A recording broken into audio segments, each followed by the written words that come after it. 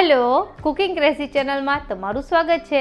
આજે બનાવીશું ઉનાળામાં ખૂબ જ બનતું અને તમે ઘણી વખત લગ્ન પ્રસંગમાં પણ ખાધું હશે એવા મિક્સ ફ્રૂટ રાયતાની રેસીપી। તો ચલો રેસીપી શરૂ કરીએ અને રેસીપી પસંદ આવે તો વિડીયોને લાઇક, ચેનલને સબસ્ક્રાઈબ કરવાનું ન ભૂલતા। તો મિક્સ ફ્રૂટ રાયતું બનાવવા માટે સૌથી પહેલાં 2 કપ જેટલું દહીં લેશું। અહીં આપણે દહીંને આવી રીતે સફેદ કપડામાં પાથરી દેવાનું છે, જેનાથી એનું વધારાનું પાણી છે શોષાઈ જાય। તમે બહારનું દહીં લઈ શકો, મેં ઘરનું દહીં લીધું છે, જેને 1 કલાક માટે આપણે રાખી દઈશું, જેનાથી બધું જ પાણી નીકળી જાય। તો 1 કલાક થઈ ગઈ છે। હવે આપણે એક વખત આ કપડાની પોટલી વાળી લેશું અને જે પાણી હજી નીતર્યું નથી એને આવી રીતે આપણે સ્ક્વીઝ કરી દઈશું। તો તમે જોઈ શકો છો બધું જ વધારાનું પાણી નીકળી ગયું છે। હવે આપણે એક વાસણમાં આજે આપણે દહીંનો મસ્કો તૈયાર કર્યો છે એ કાઢી લેશું। આપણે જેમ શ્રીખંડમાં કરીએ છીએ એમ એકદમ કઠણ મસ્કો નથી રાખવાનો, બસ જસ્ટ વધારાનું પાણી નીકળી જાય એટલું જ આપણે આ દહીંને રેસ્ટ આપી અને થોડું કઠણ કરી લેવાનું છે। હવે આપણે આમાં ફ્લેવર ઉમેરીશું। તો સૌપ્રથમ આમાં ઉમેરીશું આપણે 2 ટેબલ સ્પૂન જેટલી ખાંડ। અહીં ખાંડ તમે આખી ઉમેરી શકો અથવા તો પાવડર પણ। ત્યારબાદ 2 થી 4 ટીપા વેનીલા એસેન્સના ઉમેરવાના છે, વધારે ઉમેરવા નહીં, તમે જોઈ શકો છો 2 થી 4 ટીપા જ મેં ઉમેર્યા છે।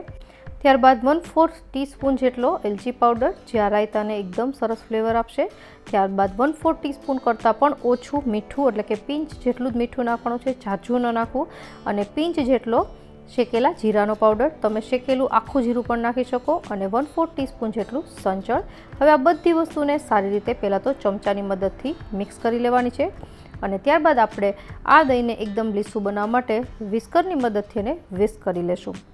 તો અહીં બધા જ ફ્લેવર આપણે પહેલેથી જ આમાં ઉમેરી દીધા છે, એટલે વિસ્ક કરીશું તો દહીંની સાથે આ ફ્લેવર પણ સારી રીતે મિક્સ થઈ જશે। તો તમે જોઈ શકો છો એકદમ દહીં એક લીસું બની ગયું છે।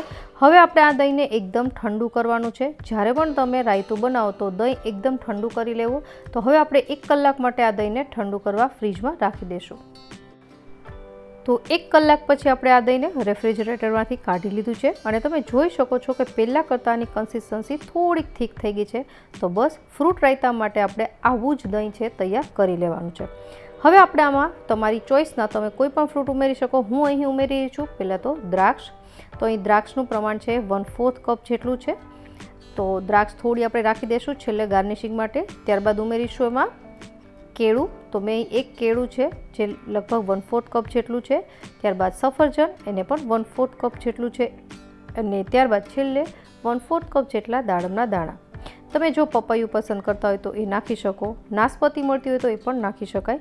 હવે આ સારી રીતે બધી વસ્તુને મિક્સ કરી દેવાની।